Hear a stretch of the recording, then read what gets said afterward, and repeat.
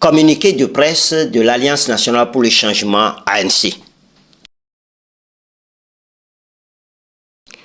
Le régime togolais tente de récupérer le panafricanisme. La présence de Doudou Diène est une faute grave.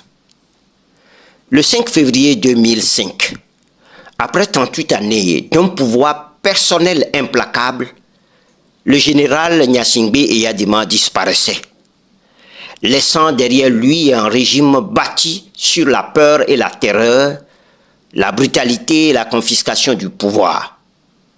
Le même jour, les forces armées togolaises violaient ouvertement la Constitution en imposant son fils, M. Faure Gnassingbé, à la tête de l'État. Cette prise de pouvoir dynastique, rejetée par le peuple togolais, déboucha sur l'une des répressions politiques les plus sanglantes de l'histoire contemporaine de notre pays. Selon le rapport de la mission d'établissement des faits de l'ONU, dirigée par M. Doudou Diène, près de 500 Togolais ont été assassinés, écrasés sous les balles d'un régime prêt à tout pour conserver un pouvoir au demeurant usurpé. Ces crimes restent impunis. Le régime, lui, est toujours là. Et Faure Gnassingbé, 20 ans plus tard, continue de se maintenir par la force, la fraude électorale et une ingénierie institutionnelle qui transforme le pays en monarchie héréditaire de fait.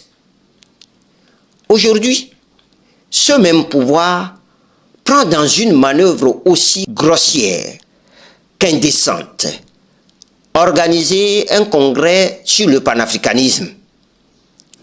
Un régime qui a réprimé son peuple sans retenue, qui a constamment piétiné la souveraineté populaire et qui a passé des décennies à s'abriter derrière le soutien complaisant de certaines puissances occidentales, n'a aucune légitimité pour parler au nom du panafricanisme. Ce régime ne croit pas au panafricanisme. Ce régime tente de détourner et de dévoyer le panafricanisme. C'est dans ce contexte que la présence annoncée de M. Doudou Diène choque profondément. L'homme qui a documenté les massacres de 2005 ne peut devenir, même malgré lui, le paravent d'un régime qu'il connaît mieux que quiconque. En acceptant de participer à cette opération de communication, M. Doudou Diène prend le risque d'offrir au pouvoir togolais ce qu'il cherche désespérément, un brevet de respectabilité. La présence de M. Diène serait utilisée comme un assentiment moral, une réhabilitation symbolique des crimes politiques de 2005.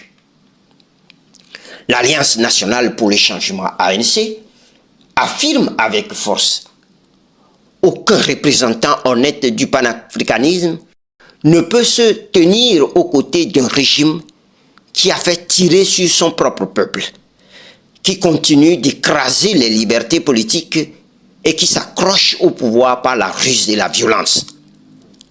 Aucun représentant honnête du panafricanisme ne peut se tenir aux côtés d'un régime dont la gouvernance calamiteuse demeure aux antipodes de l'idéal et des valeurs du panafricanisme. Le panafricanisme authentique est un combat pour l'émancipation des peuples africains, pas une tribune offerte aux autocrates pour se refaire une image. L'ANC appelle donc solennellement, mais fermement, M. Doudou Diène à renoncer à sa participation. Il en va non seulement de sa crédibilité personnelle, mais aussi de la mémoire des centaines de victimes dont il a porté la voix devant la communauté internationale. Le Togo n'a pas besoin d'un congrès de propagande. Il a besoin de vérité, de liberté et de justice. faite à Lomé le 3 décembre 2025. Pour le Bureau national, le président Jean-Pierre Fabre.